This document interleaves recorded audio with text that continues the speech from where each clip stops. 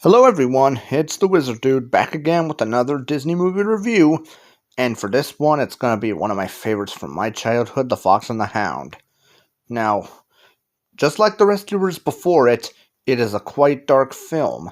Not so much compared to, say, the book it was based on, which was much darker, and certainly it was lighter than The Black Cauldron, which was the next one, but it is one of the more somber Disney movies.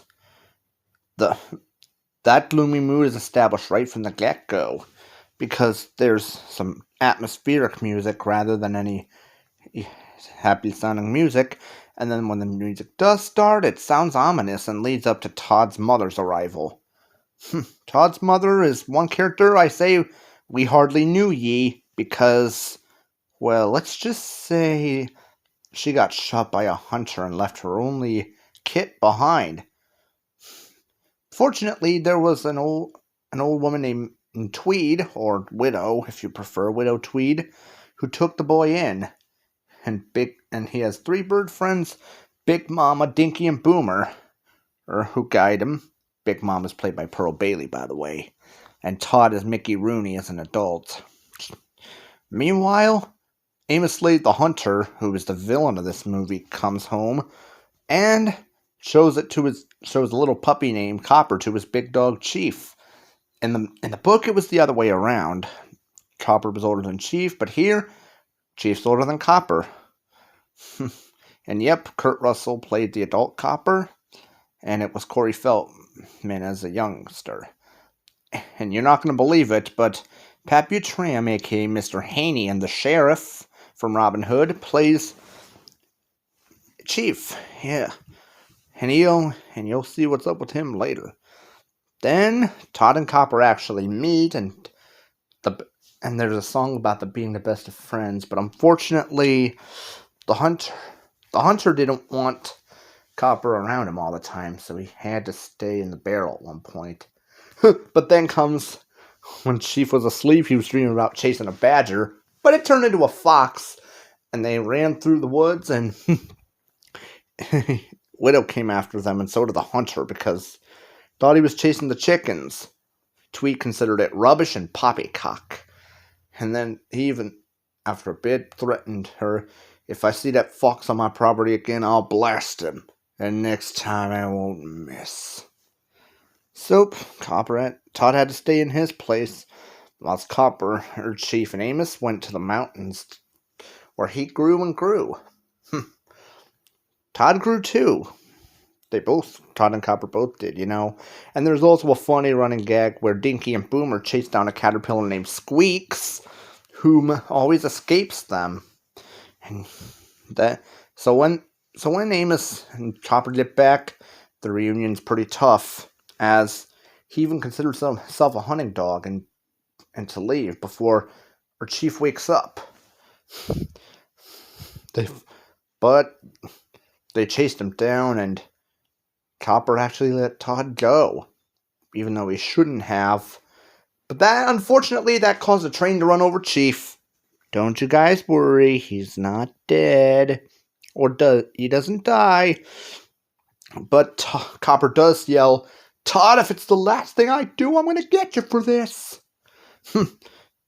Amos wasn't very happy either. He goes into Widow's house and demands to see him. That leads to her leaving him in the woods, where he had a rough night because Mr. Digger the Badger wouldn't let him into his burrow in a rainstorm. But there was a friendly porcupine who slept in a tree. And what do you know? Amos finds out and decides to use the bear traps when he comes along, traipsing, suspecting nothing. The next day, Todd meets a female fox named Vixie, whom Big Mama introduces him to. And the two seem to get along well. Shortly afterwards, though, Amos and Copper come in, and with the traps, and even said, "No hunting, game preserve." He even said they weren't going to do that, but I wonder otherwise. Then comes the scary part, in my opinion. That place was too quiet, and something's up there. So, the traps are all dodged, and Copper and Todd get in a fight. It's finally where you see them. But oh no, there's a big black bear right behind them. And that puts their friendship to the ultimate test. Where, Copper actually saves Todd and the bear falls in the water. But Amos wasn't finished as he wanted that fox. But Copper was able to convince his master that that he shouldn't be shot.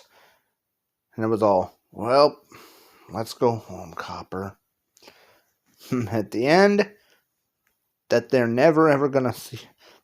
Todd and Copper know they're never gonna see each other again, but will never forget each other. It's like my old pal Squall Leonhardt said in Kingdom Hearts 1. We may never meet again, but we'll never forget each other. I feel that way a lot. Amos actually got injured with Widow helping him, and Squeaks the caterpillar turned into a butterfly. Surprise, surprise. Overall, The Fox and the Hound isn't that much of a musical, but there are some heart-wrenching moments like the song Goodbye May Seem Forever, which, that really hits me hard, even when I saw it. And that beautiful darkness, I consider. It's on par with The Secret of NIMH because Don Bluth was involved in this movie, I think. And yes, there was a sequel to it, The Fox and the Hound 2, but I'm not going to talk about that right now. Okay. So, thanks for watching, everybody. If you have any, get the notifications and stuff, and if you have any suggestions, ideas, or requests, please do not hesitate to ask me. Goodbye now. See you later.